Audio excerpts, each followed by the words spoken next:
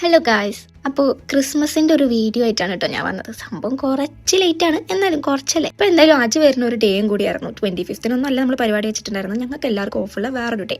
എന്തായാലും പരിപാടിക്ക് ഒന്ന് കളറായിരുന്നു കേട്ടോ. ആജ് വരുമ്പോൾ കൊണ്ടുവന്ന ബീഫും കാര്യങ്ങളും പിന്നെ പാട്ടും ഡാൻസൊക്കെ ആയിട്ട് ഓരോ പരിപാടി കഴിയുമ്പോൾ നമുക്ക് ആൾക്കാർ കൂടിക്കൊണ്ടിരിക്കുകയാണ്.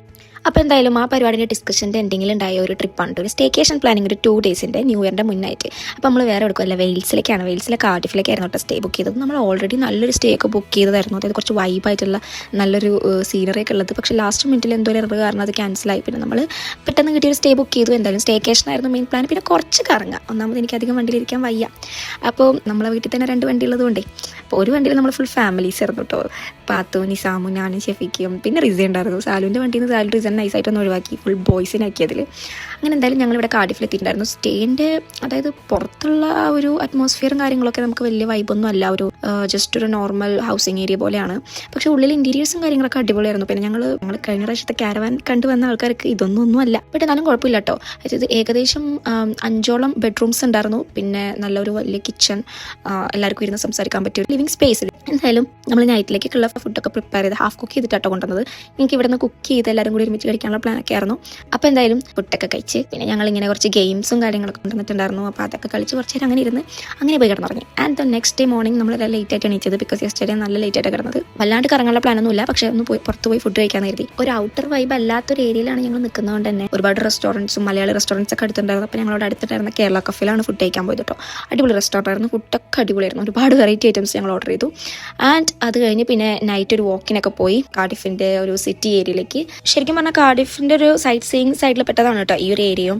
ഇത് വെയിൽസ് മില്ലേനിയം സെൻറ്റർ എന്ന് പറയുന്ന ഒരു ഏരിയ ആണ്. ഇവിടെ നിന്ന് ഇങ്ങനെ നേരെ നടന്നു പോയി കഴിയുമ്പോൾ നമുക്ക് ഈ പറഞ്ഞ പോലെ കാർഡിഫ് ബേൻ്റെ ഒരു വോക്ക് വേയിലേക്കൊക്കെ എത്താം. ആ വോക്ക് വേൻ്റെ അടുത്തായിട്ട് ഇങ്ങനെ ലേക്കും ഒരു എന്താ പറയുക കനാലും കാര്യങ്ങളൊക്കെ ഉണ്ട്.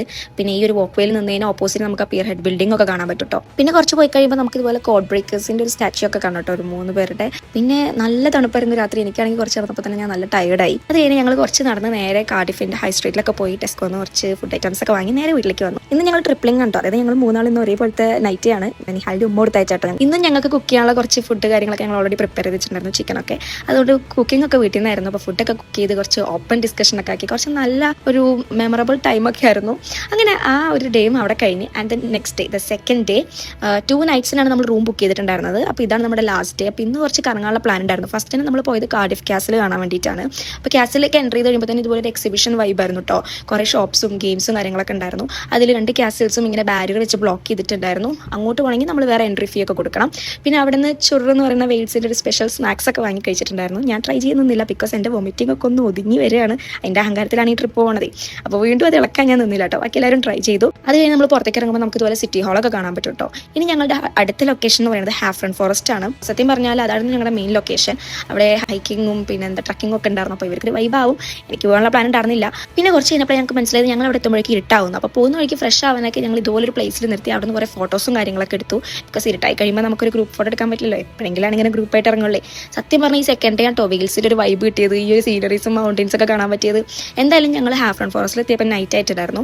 പക്ഷെ കുഴപ്പമൊന്നുമില്ല, ഞങ്ങളൊന്ന് എക്സ്പ്ലോർ ചെയ്തു, കുറച്ച് നല്ല ടൈം സ്പെൻഡ് ചെയ്തു.